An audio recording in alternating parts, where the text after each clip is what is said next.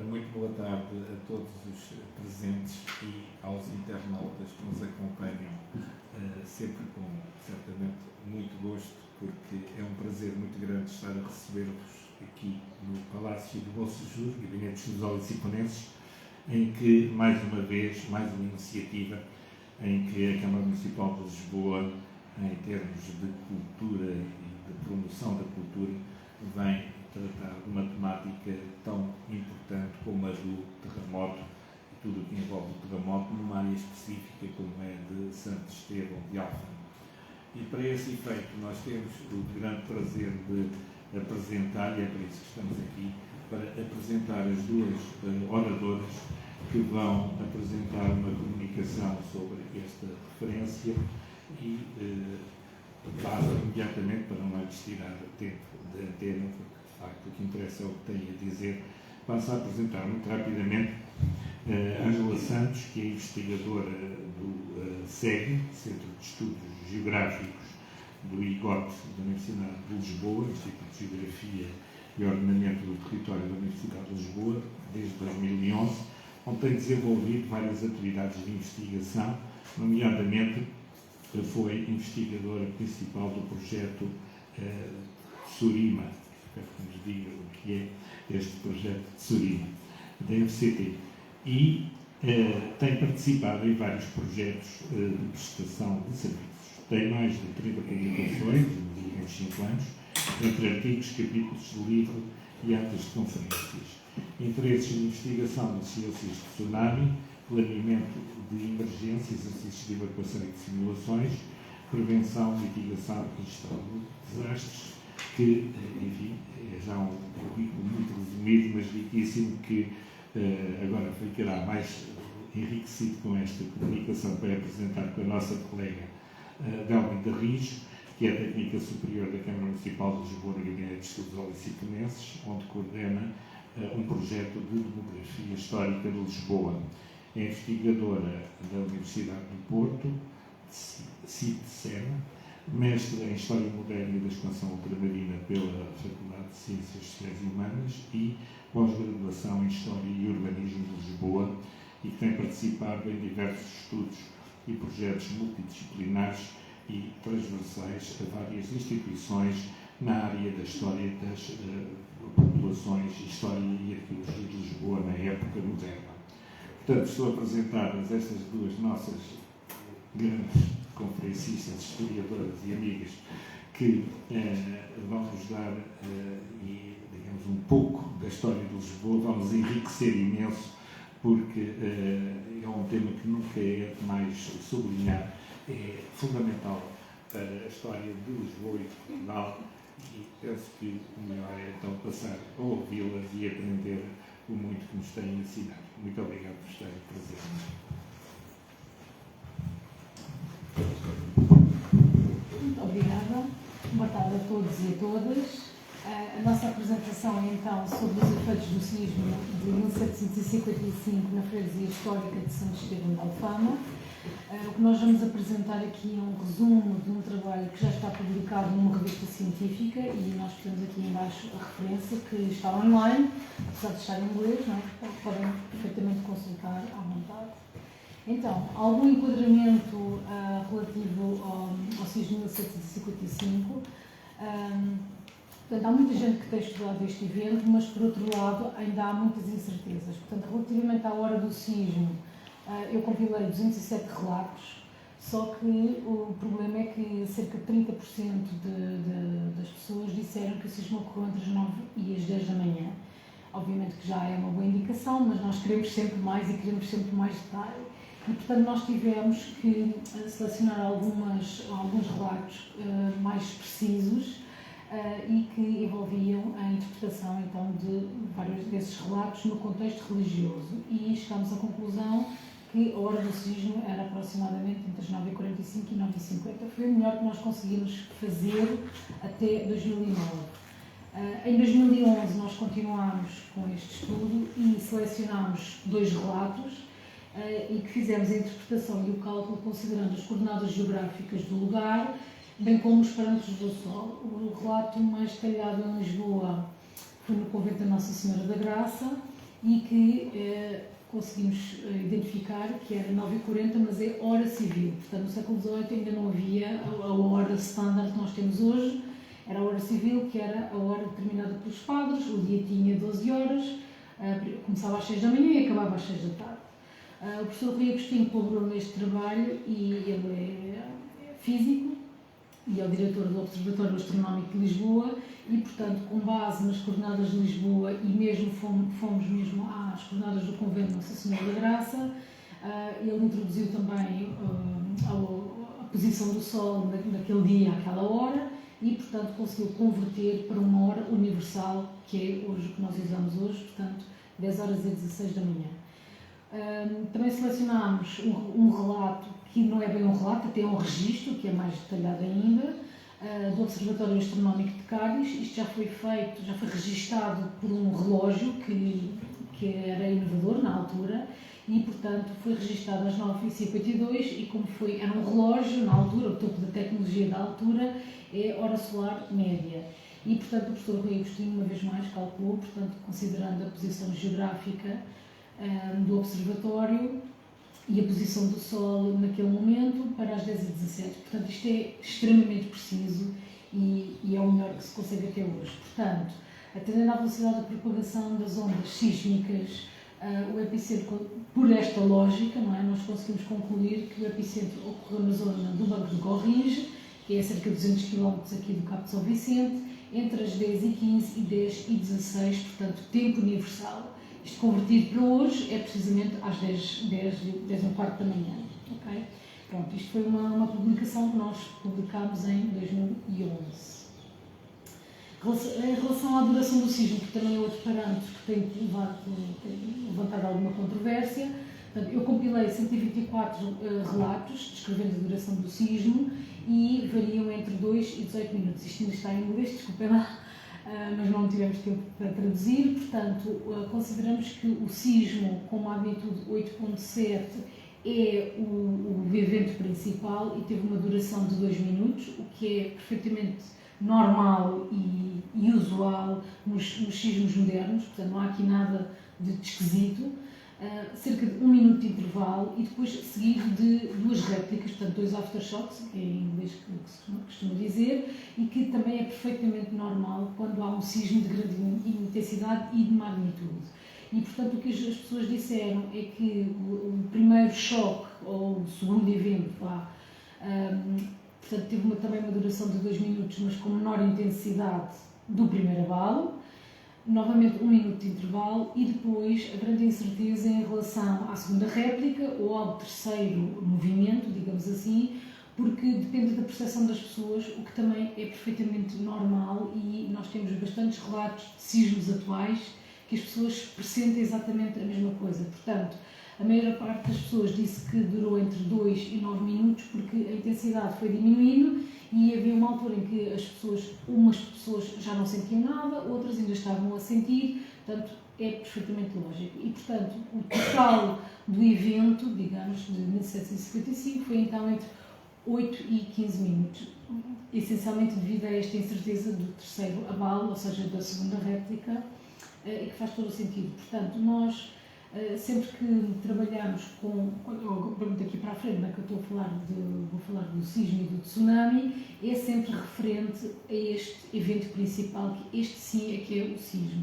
Os outros dois são consideradas réplicas ou efeitos de sítio, que também são perfeitamente normais nestes eventos. Ainda algum enquadramento? Então vou-vos mostrar uma animação que eu fiz do modelo numérico. Portanto, o que nós sabemos até hoje, o sismo, o incêndio que ocorreu em Lisboa e em Setúbal e o tsunami causaram um total de cerca de 12 mil vítimas, das quais cerca de 10 mil em Lisboa, e o que os relatos mostram é que cerca de 5 mil pessoas morreram no primeiro dia devido ao sismo, ao incêndio e ao tsunami e cerca de 5 mil pessoas também nas semanas seguintes devido ao frio e aos ferimentos, porque no século XVIII não havia os antibióticos nem as cirurgias que nós fazemos hoje e, portanto, muitas pessoas morreram dos ferimentos. Vou-vos mostrar então aqui a animação. Isto está online, mas nós estamos aqui com algumas dificuldades. Depois nós podemos dar o link, podem fazer o download desta animação. Portanto, considera-se a fonte do tsunami, então, no Banco de Gorringe, que é cerca de 200 km então, do Cabo São Vicente. Aqui está o tempo, não sei muito bem porque isto está tapado por causa do formato disto, mas a primeira onda chega a Cabo São Vicente em cerca de 20 minutos, também chega a Sesimbra em cerca de 20 minutos e em menos de uma hora atinge todo o território Portugal continental. Também atinge aqui a costa de Marrocos, o Golfo de Cádiz, chega à Madeira e também há relatos na Irlanda, aqui em Inglaterra, e aqui são as ilhas, que é as ilhas de Sicily, e que também há alguns registros de sedimentos e que nos permitem então identificar o tsunami. A característica mais importante, então, além do tempo de qualquer tsunami, é que tem várias ondas. Portanto, nunca é uma só onda. Obviamente que o que é perigoso é sempre a primeira, não é? Porque a gente tem que fugir da primeira onda, mas é um conjunto de ondas. E reparem que aqui o modelo está ainda a correr em 3 horas e nós ainda vemos várias ondas aqui a passar. Portanto, é muito perigoso e nós temos sempre que fugir das zonas baixas durante pelo menos 3 horas após o sismo. Vou aqui tomar então a nossa apresentação.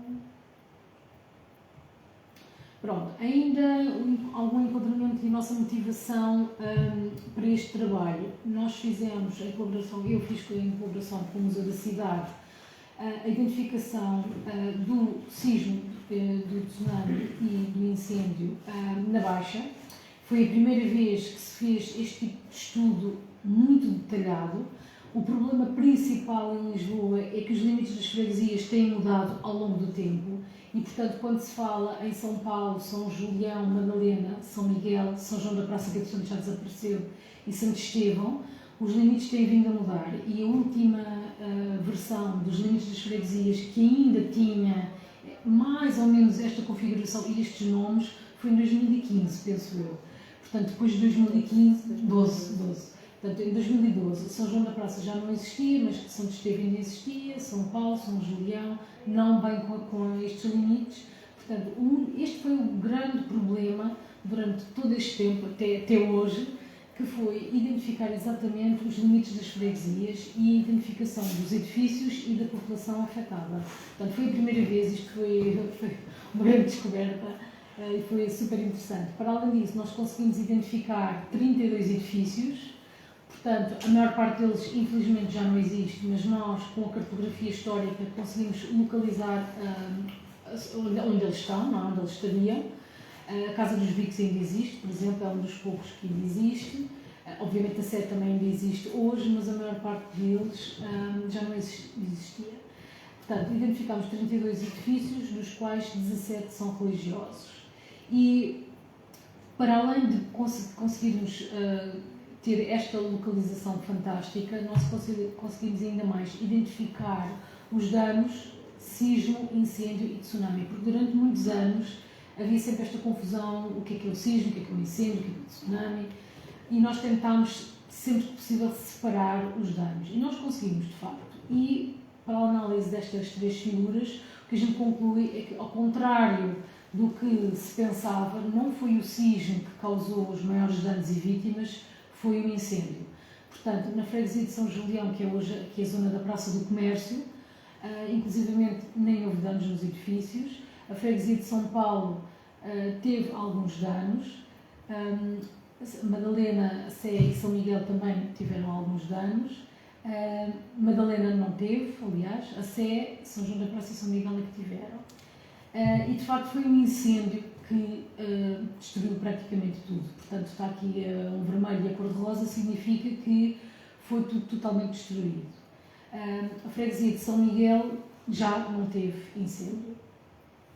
Em relação ao tsunami, que também havia uma grande confusão, portanto, não tivemos informação na maior parte dos edifícios, No entanto, aqui tínhamos o Forte da Vedoria que desapareceu, que é o Cais da Pedra, que falam tanto da Cais da Pedra, portanto, a seguir ao tsunami desapareceu completamente. E, infelizmente, aqui na Igreja de São Paulo, que está aqui a azul, houve muitas pessoas, cerca de 40 pessoas, que sentiram o sismo, queriam fugir do tsunami, mas infelizmente acabaram por falecer devido ao incêndio. Portanto, refugiaram-se dentro da igreja para fugir das ondas, mas foram apanhadas pelo incêndio, porque o incêndio teve várias frentes e propagou-se muito rápido e, entretanto, atingiu também a Igreja de São Paulo, portanto as pessoas ficaram encurraladas. E isto é uma grande lição, porque tudo bem que no contexto do século XVIII faz sentido as pessoas refugiarem-se numa igreja, no entanto, para fugir de um tsunami não é um sítio mais seguro, é um sítio alto e, em vez de terem ido para esta igreja, se tivessem ido em direção à igreja de Chagas e vindo aqui mais para o oeste, provavelmente tinham sobrevivido, porque o incêndio, nós sabemos, temos mais informação, não é? Também sabemos que atingiu aqui estas zonas, mas depois aqui para o oeste já não tivemos incêndio. Vou-vos mostrar então uma segunda animação que é do modelo aqui na baixa, para terem uma ideia. Portanto, o tempo está aqui a passar, a primeira onda chega ao fim de 1 hora. O que é que acontece? As pessoas,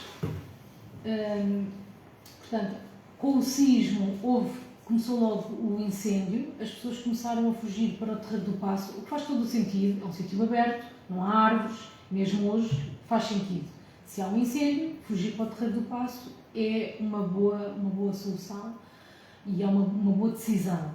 Só que o problema é que veio o tsunami. Aqui estamos a falar de uma onda de cerca de 20 centímetros, que não é nada de especial, não são as tais ondas gigantes, até 20 centímetros é um tsunami e é o suficiente para arrastar as pessoas.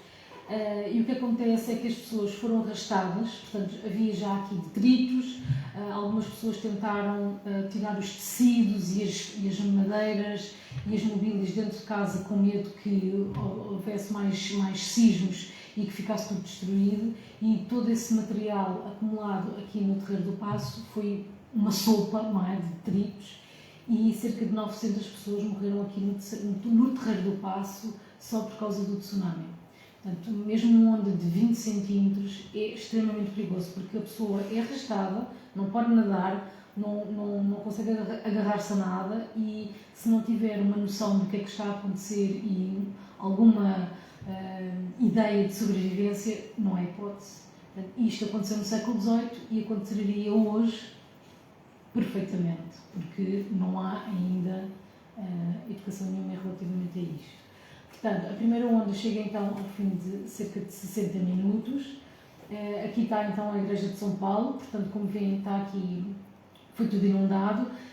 Por esta animação não se consegue perceber muito bem, mas a onda aqui chegou a cerca de 4 metros de altura, é extremamente perigoso e ninguém consegue sobreviver. Não é uma onda para surfar, nem para mergulhar, nem nada disso, é para fugir, ponto. E, portanto, como vêem, o limite, não só por causa da própria cota de Lisboa, mas também por causa da malha urbana, o limite do tsunami foi mesmo aqui, portanto, a gente sabe aqui que a Igreja das Chagas também ficou destruída com o incêndio, mas mais aqui para o oeste, então, não houve incêndio, portanto, se as pessoas tivessem-se refugiado um bocadinho mais para aqui, teriam tempo e teriam sobrevivido. Portanto, aqui também está a passar a verem um gráfico da altura da onda. Temos essencialmente 3 ondas, portanto eu disse quando mostrei a primeira animação que um tsunami não é uma onda, mas um conjunto de várias ondas, e se vocês olharem para aqui, a primeira onda é significativa, mas é a terceira, que está a chegar agora, cerca de 2 horas e 20 minutos, que é a mais perigosa, a mais alta e a que causou ainda mais inundação.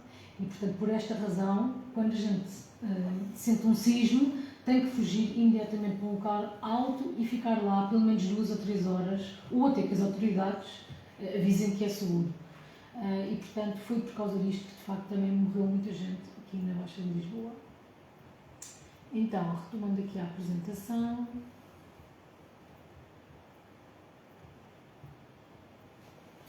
Então, portanto, esta foi a nossa motivação, continuar com o trabalho, portanto, foi muito interessante e nós começámos também a encontrar mais informação sobre Santo Estevão e então estes são os limites, portanto, a freguesia de Santo Estevão, a freguesia histórica, obviamente, não é, do século XVIII, Santo Estevão, nós encontramos então os tais mapas das freguesias, foram os primeiros mapas dos limites das freguesias de Lisboa e este é o limite da freguesia de Santo Estevão, portanto está aqui por baixo o limite da atual cidade, portanto temos aqui o chafariz dentro, para quem conhece, e vai até ao atual Museu Militar, passa aqui pela Rua do Vigário, temos aqui a Igreja de Santo Estevão, que ainda existe hoje, e, portanto, este é o nosso enquadramento da nossa zona de estudo. Agora, falar da minha. Então, de facto, o grande incentivo à nossa colaboração foi o estudo do terremoto de 1755, que é um acontecimento que marcou um ponto de viragem tanto na história quanto no urbanismo de Lisboa. E, como tal, tem sido também objeto de estudo, alvo de estudo no Gabinete de Estudos Alocipeneses, nomeadamente no grupo de trabalho ao qual pertenço, que é o Núcleo de Demografia Histórica, e que é um projeto de reconstituição demográfica das antigas freguesias de Lisboa. É uma reconstituição que temos desenvolvido até ao ano 1755, precisamente. Este estudo baseia-se em informação dos registros paroquiais de batizado, casamento e óbito, que foram instituídos e normalizados pela Igreja Católica, e a partir de meados do século XVI estes registros eram assentes em livros, em 3 livros distintos, que todas as igrejas à partida teriam, que eram os livros de assento de batizado, de casamento e de óbito. E portanto, nos quais eram escritos, sempre que havia um evento da vida dessa pessoa, eram registados. E o que acaba por acompanhar um pouco o ciclo vital de cada um. A forma como processamos a informação é através da inserção da leitura palográfica, que é uma vertente importante, e transcrição dos livros para meio digital, formando registros individuais, que por sua vez em conjunto formam bases de dados que são relacionais, portanto, por cada uma das freguesias de Lisboa. A importância desta informação para a história da cidade é um importante recurso realmente para o estudo da população em período pré-censitário, portanto até 1864, que é a data do primeiro censo da população. Como output, estas bases de dados permitem-nos também abordar várias vertentes, nomeadamente, por um lado, tem uma composição de genealogias e indicadores demográficos, ao qual acedemos ao movimento natural das populações, e uma das abordagens é precisamente esta, é poder avaliar crises de mortalidade e impacto de as grandes epidemias e também desastres naturais, nomeadamente o terremoto de 1755. Portanto, avaliar este impacto na estrutura da população. É também possível estimar, a partir desta documentação que trabalhamos nesta metodologia, ter maior precisão quanto à mortalidade diferencial, incluindo a mortalidade infantil, avaliar também o peso das migrações no Porto de Lisboa, etc. Há muitas outras possibilidades de abordagem. Por outro lado, são dados que, quando cruzados com outras fontes históricas e também bibliografia, contribuem para conhecimento complementar na área da história social e do património.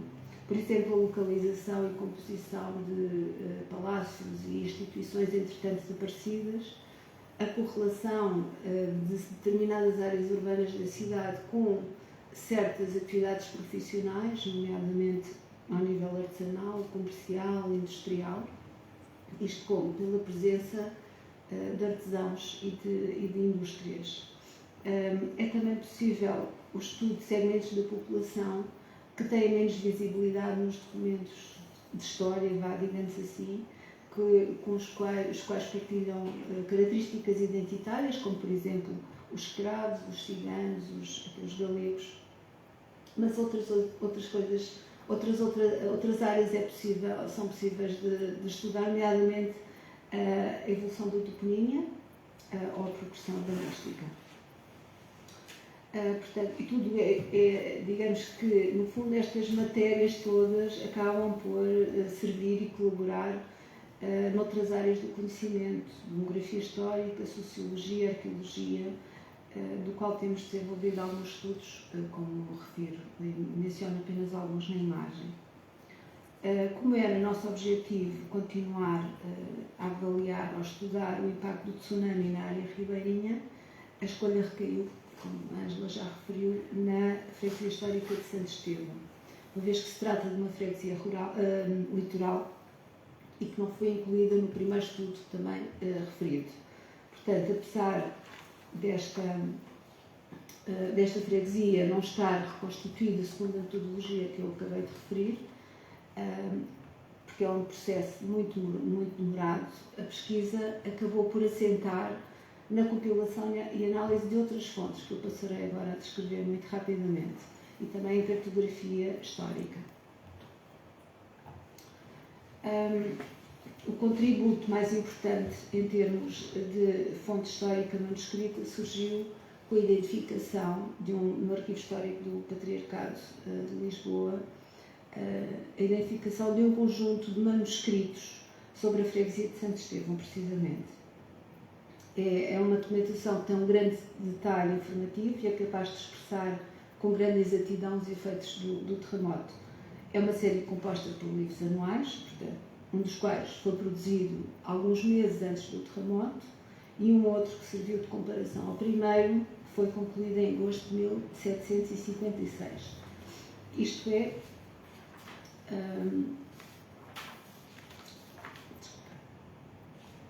outro documento, portanto, este é outro documento importante para a problemática e que já referi, então é o registro paroquial, neste caso apenas o de óbito.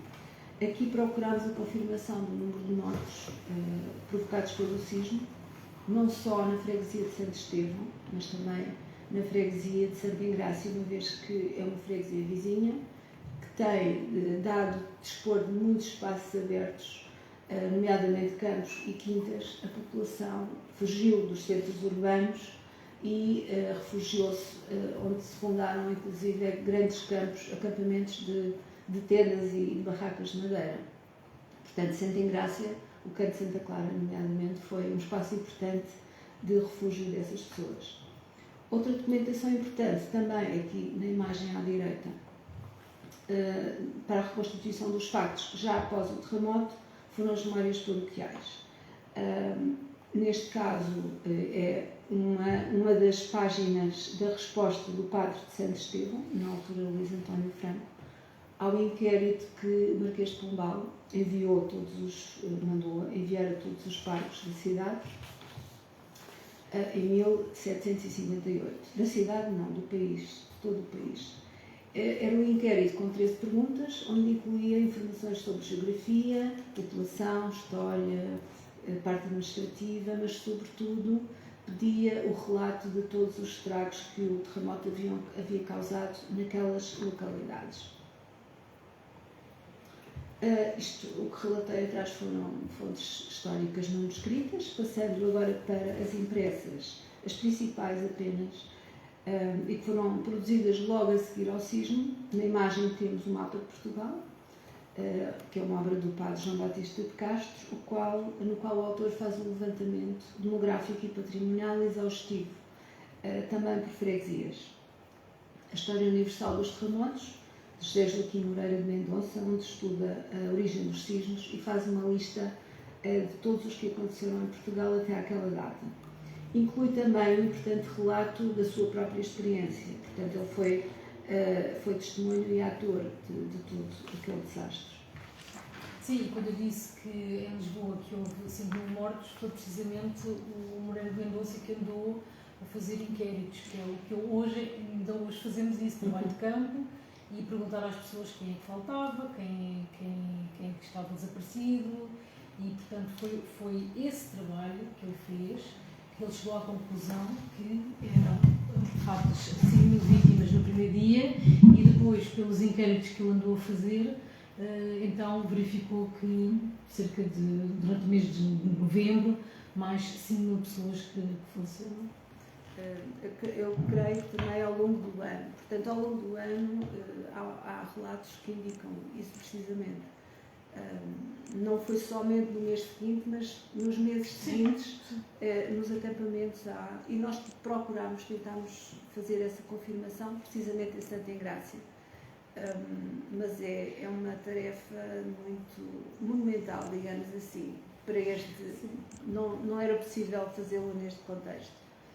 Portanto, os cerca de 800 e qualquer coisa óbitos que são indicados nos registros paroquiais acaba por ser um número muito inferior ao que de facto aconteceu. Este estudo que tenho também na imagem, isto de âmbito mais, digamos, contemporâneo, destaco a obra do início do século XX, do geólogo Francisco Luís Pereira de Sousa. Ele faz uma síntese histórica muito completa e faz também uma revisão de todos os relatos que identificou na época. Suponho que abarcou todos ou quase todos os relatos conhecidos. Finalmente, foi também muito importante, não tenho imagem, mas o recurso, inclusive no nosso trabalho de campo, da Carta do Património de Santo Estevão de Alfama, e basicamente consiste na memória descritiva do edificado atual, assinalando também nesse documento todos os edifícios pré-existentes ao terremoto. Fizemos também uma compilação de cartografia. Foi importante, uma vez que, com a ressalva de que não existia um mapa mais próximo do evento, portanto, o mais antigo, conhecido pelo menos da cidade de Lisboa, este 1650, que é de José Luís João Nunes Tinoco. Utilizámos também as cartas das freguesias, a coleção do livro das plantas das freguesias de Lisboa, 1770. Estas plantas representam a cidade já reorganizada e com o desenho do novo mapa administrativo. Escolhemos também esta planta, uma vez que, portanto, é a carta topográfica de Lisboa de Filipe Falco. Foi a primeira a representar o território urbano com maior precisão e qualidade gráfica. Quanto ao trabalho de campo, em paralelo realizámos, como já referi, o trabalho de campo, a fim de observar o contexto arquitetónico e patrimonial e comparar os dados históricos com o atual tecido urbano. Procuramos identificar os edifícios pré-terremoto, sobretudo os prédios de rendimento, que são facilmente reconhecidos nos andares de ressalto saliente e nas fachadas em bico. Para além destes, o conjunto de instituições e edifícios principais, parte deles ainda hoje existentes e que serão analisados um bocadinho mais à frente. Sim, e também o trabalho de campo também foi feito mais pela Belminda, porque a pesquisa atualmente já está muita coisa online. Nós temos aqui alguns links, principalmente a cartografia, portanto, e alguns manuscritos também já estão aqui online, mas, no caso aqui da Torre do Tombo, mas há muita coisa que ainda tem que ser procurada presencialmente e, portanto, foi um trabalho que a Belminda fez e que ainda tem que se fazer presencialmente, ir ao arquivo e vasculhar os documentos. Bom, mas de qualquer modo, eu acho que é também um grande esforço por parte dos arquivos locais e nacionais de porem tudo online, disponibilizar grátis toda a documentação. Pronto, em paralelo também na nossa metodologia, nós então usamos um modelo numérico. Eu só tenho aqui um esquema muito simples, portanto, basicamente, aqui, então, o que está aqui a azul é a batimetria, ou seja, é o relevo do fundo do mar. Aqui, ao largo da nossa costa, nós temos um relevo muito acidentado, significa que temos, de facto, uma grande atividade sísmica, ao contrário do que a maior parte das pessoas pensa que não há sismos. Nós temos, de facto, bastantes sismos, todos os dias temos sismos, só que, felizmente, a maior parte deles a gente não sente, mas eles estão cá. E, portanto, a origem do sismo, então, é aqui no Banco de Gorringe e do tsunami. Portanto, não vou entrar em pormenores, mas isto é o deslocamento inicial da onda e e depois eu faço uma série de redes, pronto, vou fazendo zooms sucessivos e esta é a nossa zona de estudo. Então, aqui, pode falar da Belminda? Isto, muito rapidamente, é uma fotografia da Rua dos Remédios, em Santo Estevão, na antiga freguesia de Santo Estevão, atual Santa Maria Maior, e é um prédio pré-existente também ao terremoto, portanto é um prédio de vários andares, um prédio de rendimento. E seriam nestas casas que a maior parte da população que nós depois, entretanto, estudamos, que se alojariam. Muito rapidamente. Pronto, aqui é uma fotografia, são as fotografias dos vários edifícios que ainda existem hoje. Se calhar há pessoas que conhecem, há outras pessoas que não conhecem. Portanto, aqui é a ermida da Nossa Senhora dos Remédios. Portanto, o facto de nós conseguirmos identificar estes edifícios é muito importante, porque valida muito dos nossos relatos, não é? E dos documentos que nós encontramos. Aqui é uma foto da Igreja de Santo Estevão, aqui a ermida de Jesus da Boa Hora, Boa Nova, ai meu Deus, Boa Nova. Aqui é o Palácio de Albergaria Freire, o Palácio de Sequeira, ou Condes de São Martinho, o Palácio dos Azevedo Coutinho, o Palácio da Dona Rosa, que eu acho que é uma estalagem, é um hotel. Aqui é o Palácio Teles Melo e a fundição de baixo, que atualmente é o Museu Militar. E, portanto, dos vários edifícios que nós encontramos, pronto, é importante, de facto, ir ao local e saber que ainda existem. Portanto, significa que os danos não foram totais, não é? Porque os edifícios ainda existem hoje, portanto, quando muito tiveram algum colapso. Então, aqui são já os nossos resultados. Portanto, este aqui é um mapa da freguesia de Santo Estevão e as várias cores mostram as ruas.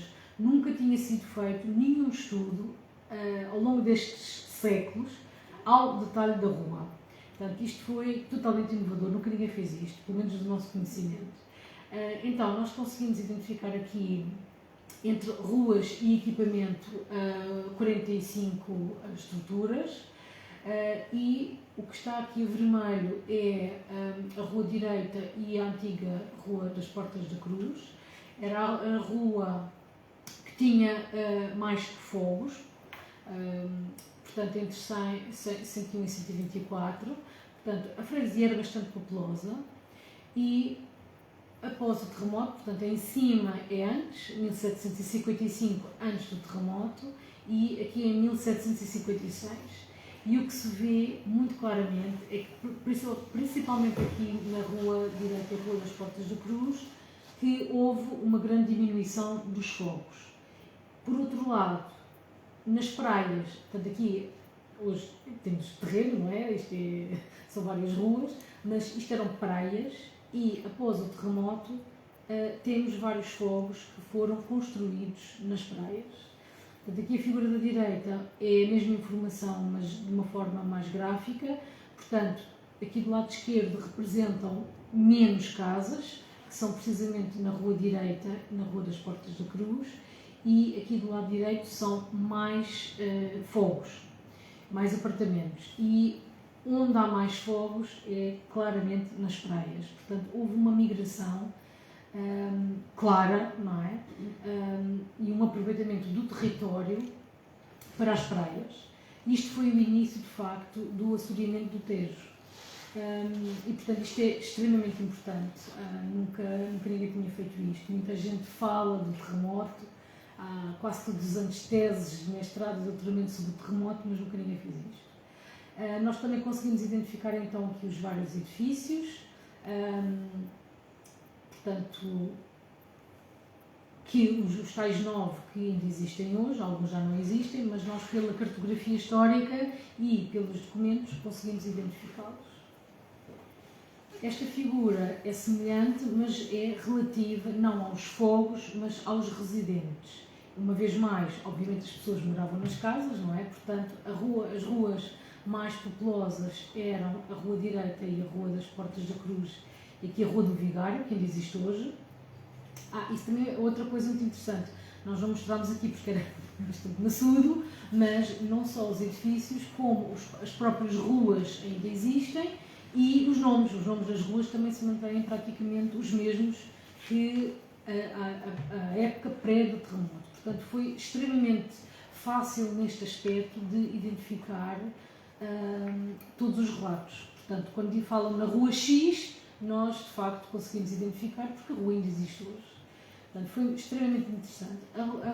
A figura de baixo, como vocês veem, como a anterior, portanto, é após, ou seja, aqui em cima é antes do terremoto, aqui é depois, em 1756, e vê-se que houve claramente uma diminuição da população na freguesia, mas houve uma migração para as praias.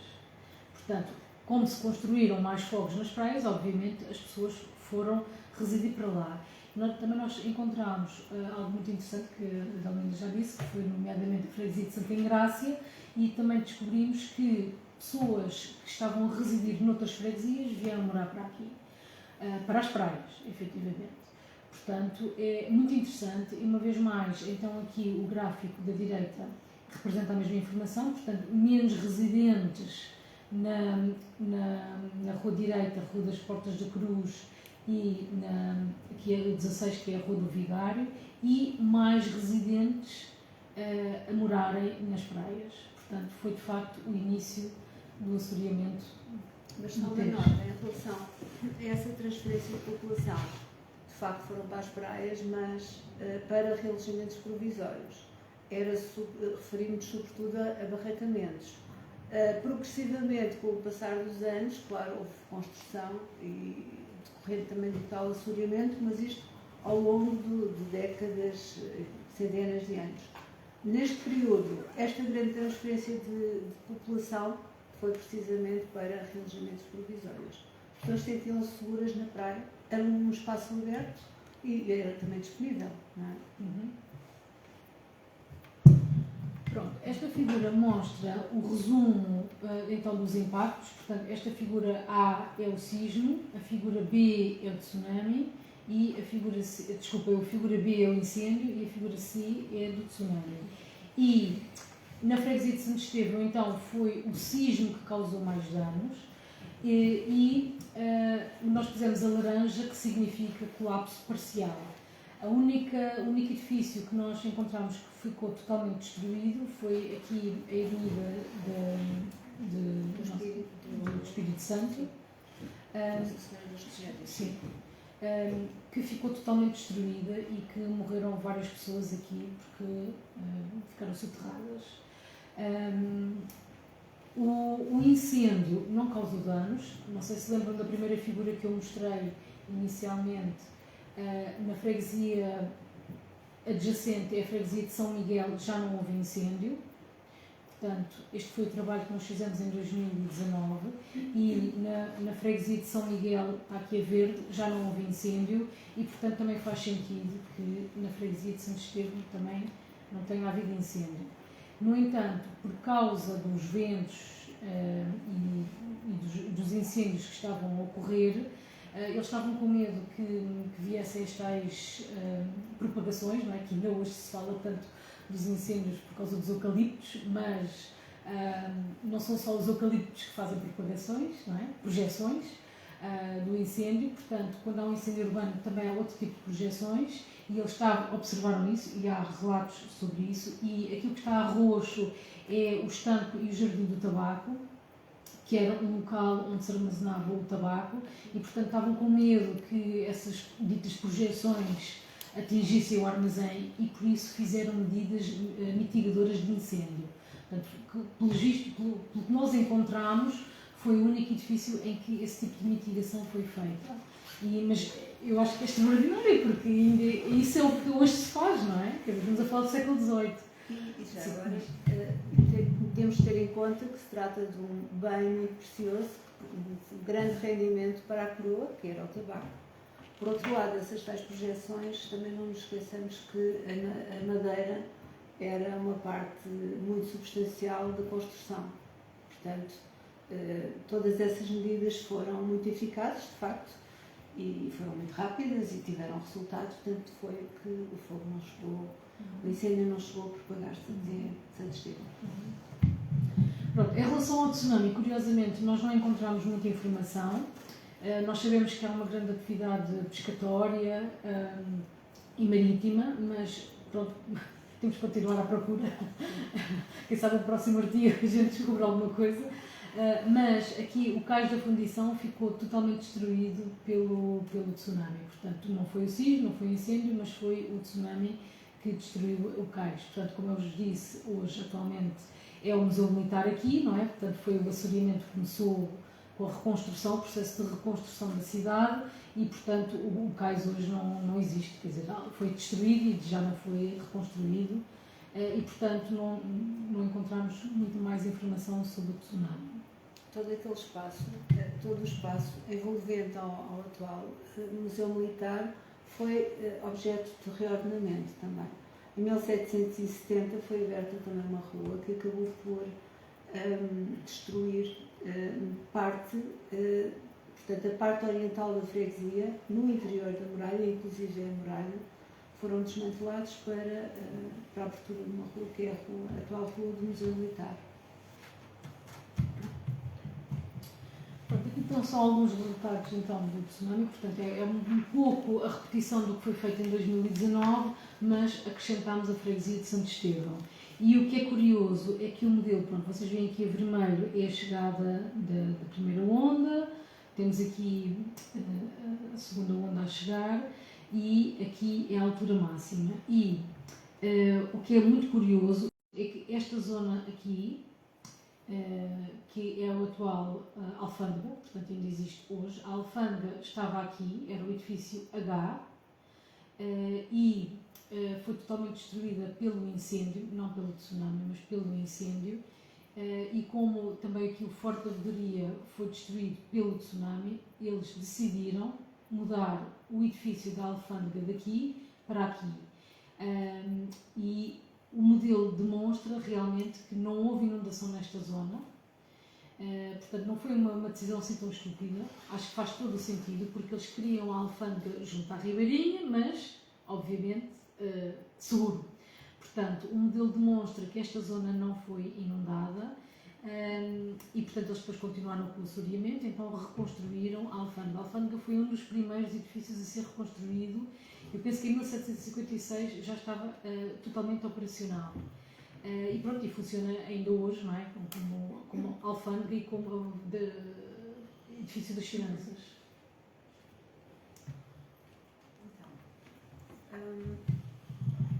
Estamos a concluir e vamos, como conclusões, fazendo apenas um apanhado de tudo o que falámos. Foi realizada uma ampla pesquisa e análise de fontes históricas, manuscritas, algumas inéditas, em arquivos locais e nacionais.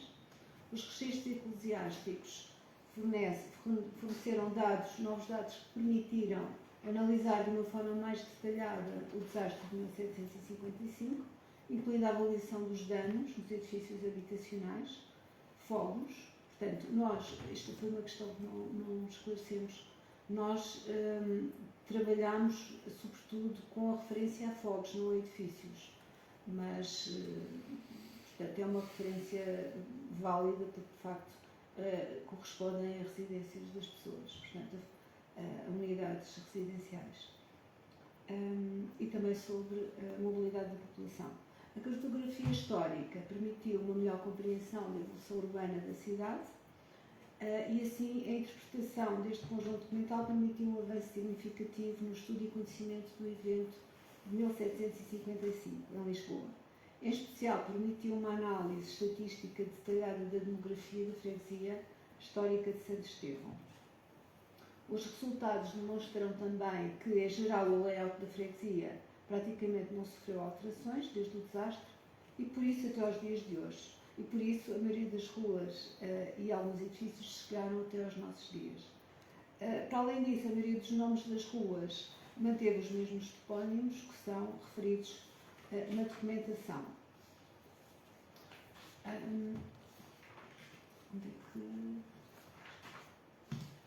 Identificámos 13 edifícios, igrejas, palácios e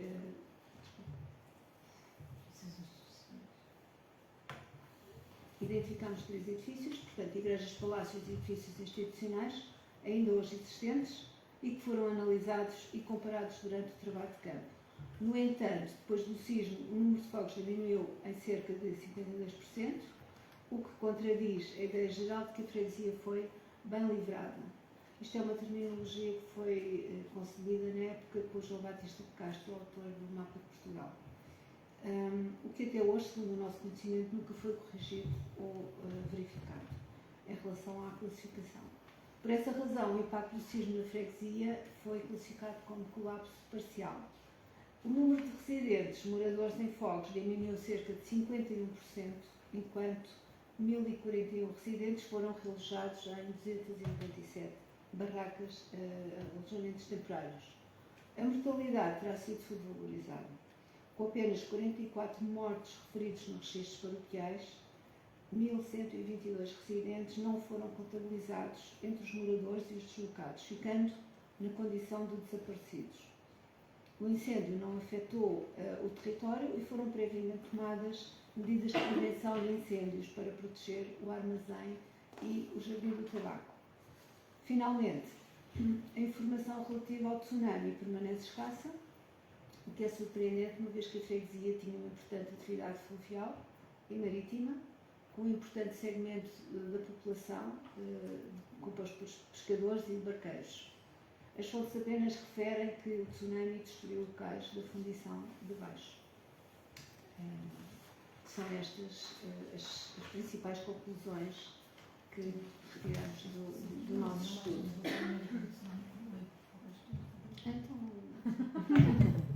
A modelação numérica do tsunami é validada pelos relatos históricos, que mostram que as praias não sofreram uma inundação significativa e, por essa razão, o assoreamento do Rotejo começou com o processo de recuperação e reconstrução da cidade, pela construção de novos fogos nas praias e também imediatamente das barracas temporárias. Atualmente a linha de costa situa-se a uma distância de 130 a 250 metros da linha de costa histórica, o que comprova, de facto, o assoreamento da freguesia. E terminamos.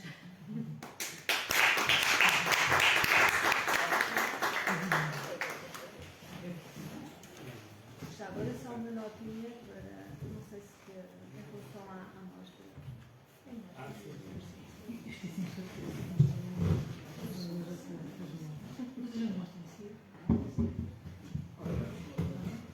Ora, depois desta admirável exposição oral que nos encantou porque aprendemos muito e, de facto, desde aspectos gerais do terremoto até aspectos específicos, concretos do efeito do terremoto, eu penso que, de facto, é um trabalho verdadeiramente exemplar. Parabéns, portanto, às autoras que demonstram o esforço de investigação histórica dar resultados admiráveis.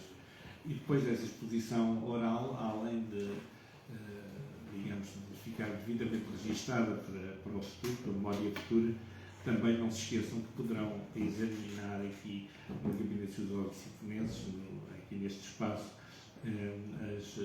as conferencistas organizaram uma exposição aqui no Gabinete dos Disciplinados, uma exposição sobre o terremoto com algum espólio valiosíssimo dos nossos tesouros municipais que demonstram como é que foi o terremoto e, portanto, obviamente que o convite é para todos aqueles que ainda não conhecem a riqueza do espólio bibliográfico, historiográfico do Gabinete dos Disciplinados, do GEL, podem aqui consultar, muitas pessoas já têm consultado, penso que talvez seja a melhor coleção assim facilmente consultável de obras sobre o terremoto e, portanto, ao fim e ao cabo, se querem saber mais do que já aprenderam hoje, podem vir aqui e têm sempre mais informação.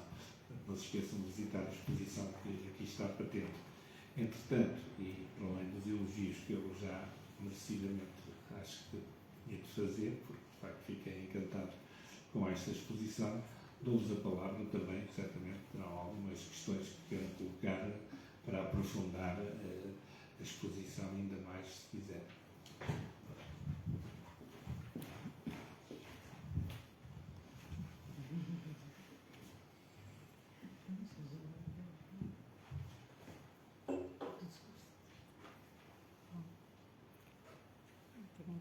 Tenho aqui do Facebook algumas questões. Sim. Então, daqui do Roberto Salvatore Perezio, pergunta se o estudo está disponível online. Tá. Primeira pergunta. Já desligaram. Quer... Sim. Ligamos.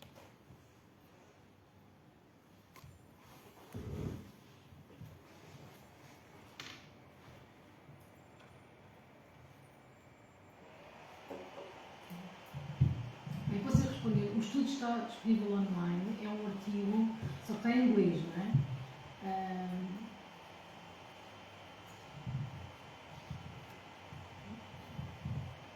Não está. Não dá? Está aqui a ser. Está a aquecer. Nós podemos enviar depois o link ou disponibilizar no site, Sim. não é? Sim. Sim.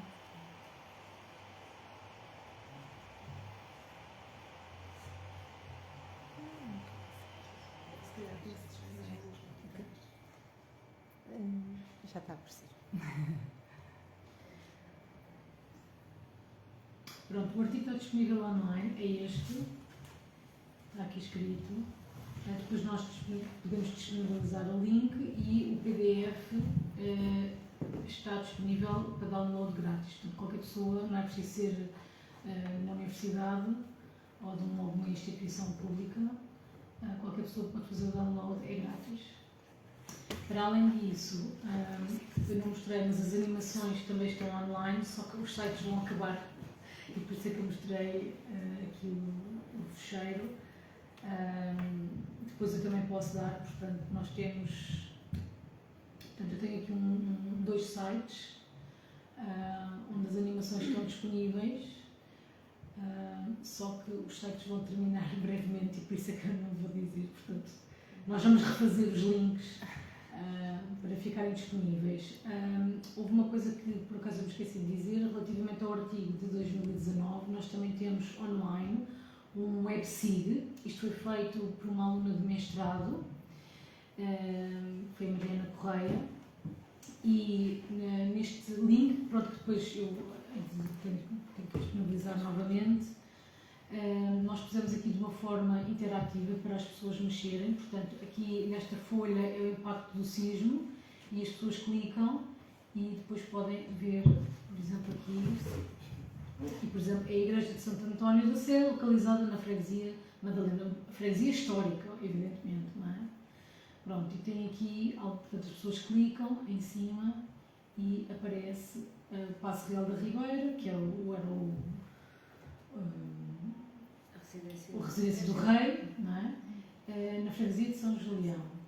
E pronto, também para o impacto do incêndio, a mesma coisa, portanto as pessoas podem clicar, por exemplo aqui, freguesia da Sé, não é? Sabemos que é a Basílica de Santa Maria Maior, ou a Igreja da Sé, que ainda existe hoje, na freguesia da Sé. Pronto, para facilitar um bocadinho e para ajudar as pessoas, quem se interessar pelo assunto, escusa de começar do zero, não é? Não precisam de começar do zero. Portanto, já está aqui. Portanto, aqui é a Igreja de São Paulo. Clicam aqui e está a Igreja de São Paulo, localizada na freguesia de São Paulo. Portanto, estão aqui também os limites. E pronto, é só para consulta. E uma vez também o artigo de 2019 também está online, é grátis. Portanto, está o link também disponível e podem fazer o download.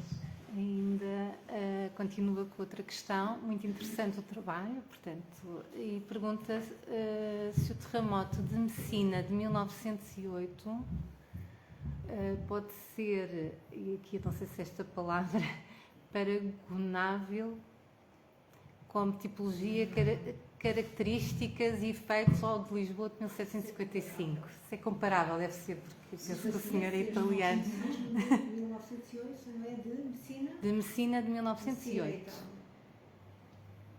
Se é comparável com o de Lisboa de 1755. Não faço ideia, eu não conheço esse evento, mas quer dizer, comparável. Nas características, pois. Não, quer dizer, é totalmente diferente, não é? Outro contexto. Sim, sim, é outro evento. Sim, sim. Aqui mais outra questão. Na reconstrução da freguesia de Santo Estevão, se adaptou também a gaiola pombalina? Se adotou também a gaiola pombalina? Não, nós não consideramos, não consideramos, porque a gaiola pombalina, vamos lá ver, o que nós consideramos foi a avaliação dos relatos, quer no estudo de 2019, quer neste estudo de Santo Estevão, nós o que consideramos foi os relatos, aqui, não é? Portanto, nós temos os relatos por rua, não por edifício. Portanto, nós só sabemos os danos por rua. Ok? E não abordámos a reconstrução. Portanto, não foi um tema que nós não prevemos esse tema para este trabalho. É um tema mais. Eu creio que as reconstruções que terão sido feitas, eventualmente terão utilizado essa técnica. Mas, francamente, não há uma resposta. Sim, embora eu acho que não se chegou a fazer aqui a gaiola pombalina por uma simples razão, porque não houve colapso total dos edifícios, não é? Portanto, nós vimos danos. Portanto, este é o slide relativo aos fogos. Houve danos, efetivamente, não é? Portanto, vê-se aqui na rua direita e na Rua das Portas da Cruz que diminuiu bastante o número de fogos, mas a traça existe, não é? Portanto, o layout existe, portanto, o que dá a ideia é que foram sendo reconstruídos. Portanto, não creio que a freguesia de Santo Estevão atual tenha edifícios com a gaiola pombalina. Mas a gente não verificou isso. E além disso, não houve um plano de reconstrução de Alfama, como houve, por exemplo, para a Baixa de Lisboa. Portanto, não houve um plano institucional de reconstrução. E ainda aqui mais uma questão de José Reis. É verdade que ao longo do Rio Tejo existem falhas tectónicas que na altura do terremoto libertaram gás? Bom, isso é um tema controverso. Temos falhas tectónicas, sim, ao longo do rio. E que provocou os incêndios? Sim. Mas, já ver, os gases aparecem sempre que há um sismo. Não é por ser a falha, por haver uma microfalha ao longo do Tejo. Okay? Portanto, por exemplo, há registros de outros locais do país que houve libertação de gases. Portanto, não tem diretamente a ver com a falha local. São um conjunto de fatores, dependendo do tipo de solo, etc. Portanto, não é só por existir uma microfalha, mas sim, existe. Aliás, existem montes de falhas, montes de microfalhas. Aqui, se eu mostrasse uma mapinha das microfalhas, ficava tudo comigo. Nós estaremos provavelmente numa, não? Aqui não sei, mas há muitas e que não estão catalogadas. Acho que uma delas. Não vejo aqui mais questões. A Eunice Relvas, nossa colega, que dá os parabéns às conferencistas. Foi uma conferência muito interessante. E portanto, a Filomena Ribeiro também dá os parabéns, Lucinda Moraes. E não há mais questões.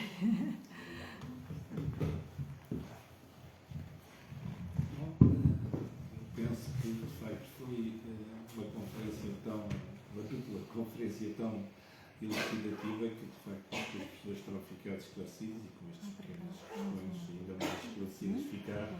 E, de facto, eu só dou os parabéns e espero que continuem a fazer pesquisas e a aprofundar um tema que é riquíssimo e que não me canso de dizer que aqui o Gabinete, além destes estudos que tem patrocinado, tem uma fonte que é das obras, nomeadamente deixadas algumas delas pelo nosso patrono Vieira da Silva, que são, digamos, o núcleo em termos práticos, que a Biblioteca Nacional também terá a maioria destas obras, mas em termos de núcleo unificado e fácil de consultar, aqui no Gabinete é recomendável que todos venham cá para continuarem estes estudos e e foi um prazer ver uma obra tão bem ilustrada, com tanta informação, e insististe com aspectos gerais e aspectos específicos, que me congratulei muito por poder assistir, e portanto estamos todos de parabéns por termos passado um pouco do nosso fim da tarde tão agradavelmente